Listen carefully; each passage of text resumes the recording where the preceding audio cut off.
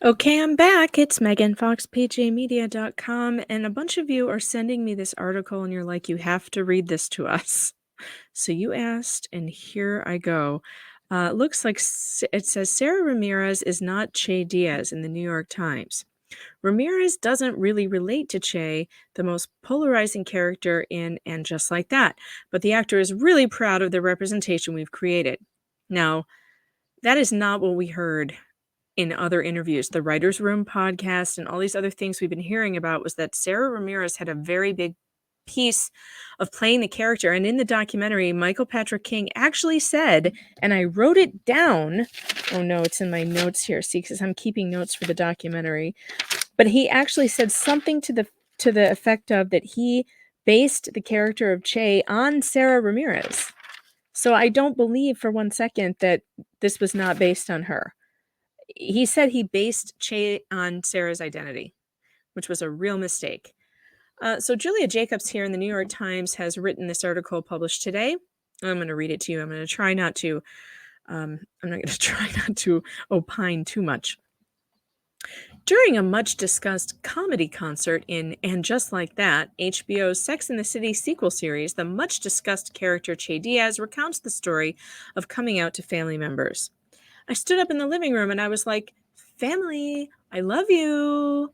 And I just want you to know that I'm queer and non-binary and bisexual, Che tells the audience with a serious face before breaking into a wide smile. And they were like, that's nice. Can you move? You're blocking the game.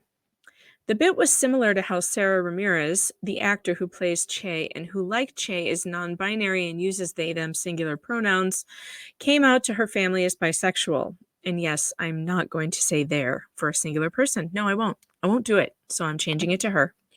Except a Harry Potter movie was on television instead of sports. The writers for And Just Like That did not take much else from Ramirez's life, the actor said in a recent interview.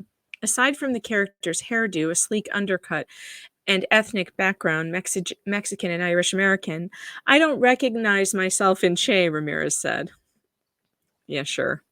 A cocky, fast-talking comic who employs Carrie Bradshaw, Sarah Jessica Parker, on a podcast about gender and sex, Che is often a conduit for the show's original girl group, Minus One, to learn about the newfangled cultural practices of New York City's younger progressives, pronouns, sex positivity, and shotgunning weed, to name a few. Oh, come on. They did not invent shotgunning weed. Stop it. I made it through the 80s. That's not new. Gen Z. Give me a break. Sorry, all right, continuing. Most important, Che prompts Miranda to explore her sexuality. The show, which will release its season finale on Thursday, has been criticized for its heavy-handed treatment of identity issues and for the occasional clumsiness of its efforts to diversify the overwhelmingly white, straight original series. Yeah, that's my woke moment for you. This is a clown show. This whole thing. Clown show. A critic for the New York Times called those attempts commendable but shallow. Yeah, you could say that again. Che has been a popular target of such complaints. One critic writing in Them, an LGBTQ news and culture website, said the character read as a caricature meant to garner diversity wins. That's good. The Daily Beast went further, calling Che unhinged and the worst character on TV. On social media, viewers groaned at Che's woke moment button, a podcast prop, and at the sometimes stilted dialogue. DM me if you want to chill again soon, okay? Che tells Miranda in a pivotal scene. Others have defended the character. Who's defended this character? Arguing for the importance of a non-binary person in the show and questioning why so many were piling on Che in particular. People have a real problem with non-gender conforming individuals, the performer Lee Delaria told the New York Post, adding, I don't think it's the show's fault. I think it's the audience's fault. Yeah, sure. It's always the audience. Speaking over video chat from New York, Ramirez, 46, said they have grown accustomed to playing roles that spark criticism and debate. For example, The sexuality of Dr. Callie Torres, the hard-charging orthopedic surgeon Ramirez played on Shonda Rhimes' medical drama Grey's Anatomy, was energetically dissected by the show's fans. Ramirez, who was born in Mazatlan, Mexico, and was sent to live in the United States at 7 after her parents' divorce, graduated from Juilliard in 1997 and quickly landed roles in theater, the Broadway musical The Cape Man, film the rom-com You've Got Mail. She was in You've Got Mail? What was she in You've Got Mail? I don't remember her in that. Was she Rose, the cashier? Rose? What a lovely name, Rose. No, that wasn't her. Was it? Somebody needs to tell me what she was in You've Got Mail. And television, the soap opera As the World Turns.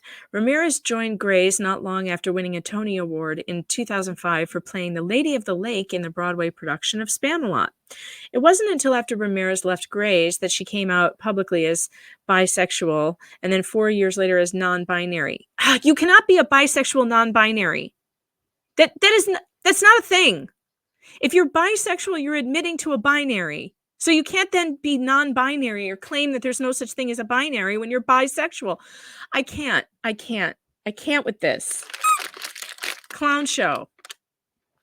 It's a clown show, the whole thing. It's a clown society. In an interview, the actor discussed the appeal of the original Sex and the City viewers' reaction to Che Diaz and the pressure of coming out on TV before doing so in real life. These are edited excerpts from the conversation. You were in your early 20s when Sex and the City premiered in 1998. What were your impressions of the show?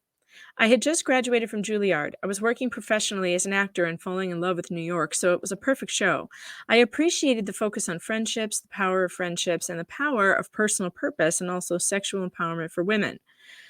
Your first high-profile TV role, Callie Torres, on Grey's Anatomy, exhibited a similar sense of purpose and empowerment. Did you relate to that character? I was really excited to take on a role that was very empowered, strong. She loves the word empowered, by the way. She uses it all the time. She used it in the documentary like 6 times in the same sentence. And I just feel like, is there another word that Sara Ramirez knows how to use besides empowered? But also extremely sensitive and vulnerable. I related to that due to my own upbringing and some of the trauma that I overcame. I developed a very hard shell, and I'm also extremely sensitive at the same time. How did Callie come to explore her sexuality in the show? Did your own experiences play a role? I knew I was bisexual from younger age, from my teens, and it was an incremental discovery process. So living with that truth about myself was one thing. It was another thing to be working in television and slowly becoming more well known. So on one hand, I felt a sense of pressure to come out publicly. On the other hand, I wondered if creatively I could have an impact by infusing the character I was playing with more expansive sexuality. Oh, cripes. Does anybody care about this? And also, you're acting. It's a role. An actor should not be injecting their own personal crap and trauma into their role. You're playing a role. It's make-believe. It's not. This is the whole thing that's wrong with the show, is that everyone is injecting their own personal experience into it. From the writers who aren't thinking about the characters and are just writing like stupid shit that they do, like that idiot with the smoking getup, to Samantha Irby's purse tacos and like all her diarrhea issues and stuff, like writing that into the show with the bathroom stuff. This is the whole problem with the show. Oh, God. All right, so this is all about Grey's Anatomy. I don't really feel like reading that. Is there anything more in here about And Just Like That? Because it doesn't seem to be. This is all about Callie. You guys don't care about Callie, do you?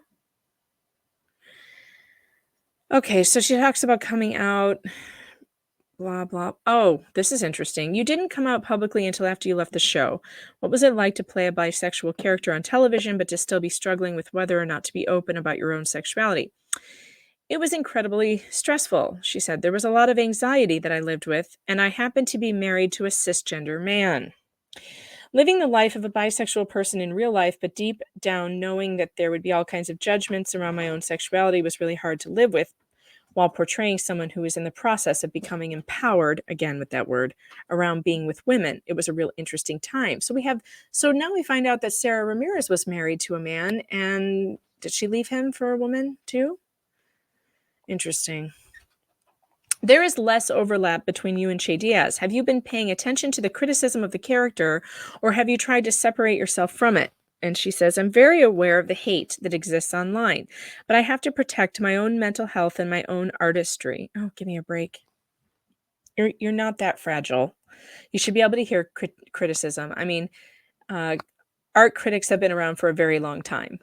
And when you do a show on Broadway, you open the paper the next morning and you read the reviews. And sometimes they're scathing and you learn to just deal with it. As an actor, you have to deal with reviews. And some of them are great and some of them are bad. I would say that she was good in Grey's Anatomy. And I think she was very bad in the show. The show, I thought the character was bad. And it's probably not her fault. She didn't write the character. Although Michael Patrick King said he gave her lots of leeway to create this character. So if she did have a hand in creating the character of Che, it was really a stupid character. She says, I'm really proud of the representation that we've created. We've built a character who is a human being, who is imperfect. You can say that again.